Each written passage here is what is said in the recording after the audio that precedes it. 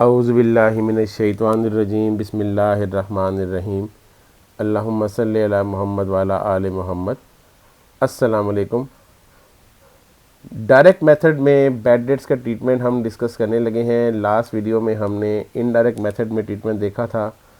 Direct method में थोड़ा सा डिफरेंस ट्रीटमेंट है और थोड़ा सा हमें इनको चीज़ों को अंडरस्टैंड करके चलना पड़ेगा, लेकिन कंसेप्चुअली चीज़ें बड़ी सिंपल सी हैं। आप ये जानते हैं कि डायरेक्ट मेथड में हम टी अकाउंट अप्रोच से कैश कलेक्शन फ्रॉम कस्टमर निकालते हैं, अकाउंट रिसीवर का टी अकाउंट बनाते हैं। अब चूँकि अकाउंट रिसीवर के टी अकाउंट के साथ साथ प्रोविज़न का टी अकाउंट भी मौजूद होगा, तो हमें वो भी बनाना पड़ेगा। प्रोविज़न के टी अकाउंट के ज़रिए हम कुछ बैलेंसेस को ट्रैक करेंगे, मूव करेंगे और फिर हम डिसाइड करेंगे कि किस तरीके से ये अकाउंट कहाँ कहाँ मूव करते हैं। तो सवाल ज़रा देख लें।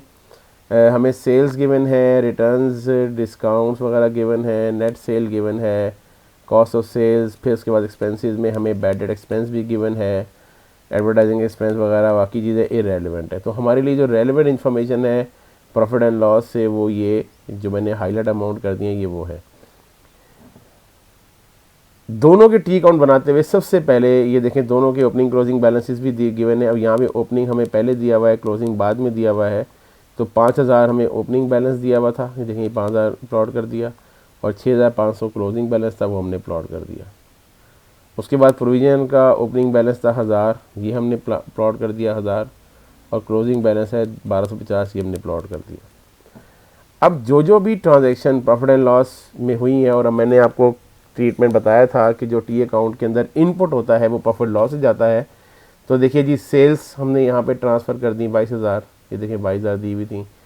फिर सेल डिस्काउंट से अकाउंट से। अब देखें एक चीज़ याद रखिएगा, मैंने लास्ट वीडियो में बताया था, जब भी आपको ये पता लगाना है कि ये डेबिट साइड पे आना है या क्रेडिट साइड पे आना है, आप जनरल एंट्री ज़हन में ले आए। अब ये देखें, अकाउंट रिसीवेबल के डेबिट साइड पे मैंने ये रखी है 22000 की सेल। तो इसकी एंट्री क्या की होगी आपने? अकाउंट रिसीवेबल को डेबिट किया होगा, सेल्स क्रेडिट की होगी, ठीक है। तो ये डेबिट साइड पे आ गया। लेकिन जो सेल डिस्काउंट है, सेल्स रिटर्न्स हैं, ये अकाउंट रिसीवेबल को क्रेडिट करके आप रिकॉर्ड करते हैं, तो लिहाजा ये क्रेडिट साइड पे रिपोर्ट हो जाएंगे। ये 500 रिपोर्ट हो गया डिस्काउंट्स, और 1500 रिटर्न हो गया, रिपोर्ट हो गया रिटर्न्स, ठीक है। उसके बाद बैड डेट्स के अकाउंट में जो बैड डेट एक्सपेंस है वो रिकॉर्ड करते हुए क्या एंट्री पास करते हैं? बैड डेट एक्सपेंस को डेबिट करते हैं और प्रोविजन फॉर बैड डेट्स को क्रेडिट कर देते हैं। देखिए आपने क्रेडिट कर दिया 550 से। अब आप देखें कि provision for doubtful accounts debit भी होता है जब राइट ऑफ करते हैं। हमने लास्ट वीडियो में डिस्कस किया था कि राइट ऑफ की एंट्री क्या होती है। राइट ऑफ की एंट्री होती है जब इसको हम इसको डेबिट करते हैं, ठीक है, और अकाउंट रिसीवेबल को क्रेडिट करते हैं। तो देखें यहाँ पे पहले हम सबसे पहले आप ये बात रखें कि ये बैलेंसिंग फिगर आ जाएगी, this is the balancing figure जो कि राइट ऑफ की आ गई। तो राइट ऑफ का जो अमाउंट होगा उस अमाउंट से ये प्रोविजन डेबिट हुआ होगा और अकाउंट रिसीवेबल क्रेडिट हुआ होगा। देखिए हमने क्या किया, ये देखें, ये प्रोविजन को डेबिट किया 300 से और अकाउंट रिसीवेबल क्रेडिट हो गया 300 से। यही एंट्री हमने लास्ट टाइम सीखी थी ना। तो देखें ये दोनों अकाउंट कनेक्टेड हो गए आपस में, ये इसको कनेक्ट भी कर लें, ठीक है। उसके बाद देखें बड़ा सिंपल है, जब आपने तमाम की तमाम डाटे को इन अकाउंट्स के अंदर प्लॉट कर दिया, तो ये जो बैलेंसिंग फिगर है जो मैंने ब्लू हाईलाइट की हुई है, इसको मैं थोड़ा कलर चेंज कर लेता हूँ इसका, यस, जो ब्लू हाईलाइट की हुई है और ये मैंने अब इसको येलो से आइडेंटिफाई कर दिया। This wills the balancing figure 18200, जो कि अकाउंट रिसीवेबल के क्रेडिट साइड के ऊपर फिगर बच जाएगी जो कि कैश की होगी। तो डायरेक्ट मेथड में चूँकि हमने अकाउंट बनाना है और अकाउंट के अंदर हमें एक प्रोविजन का अकाउंट ही बनाना है, हमें सिर्फ राइट ऑफ का ट्रीटमेंट यहाँ पे ऐड करना पड़ा है।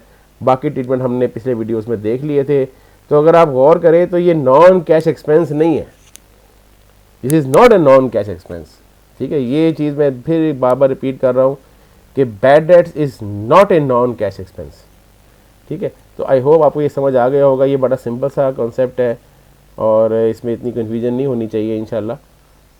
तो नेक्स्ट किसी वीडियो में इंशाल्लाह हम फर्दर कोई टॉपिक लेके आएंगे इंशाल्लाह, जिसमें हम कैश फ्लो के हवाले से कुछ चीज़ें डिस्कस करेंगे। उस वक्त तक के लिए अल्लाह हाफिज़, अस्सलाम वालेकुम।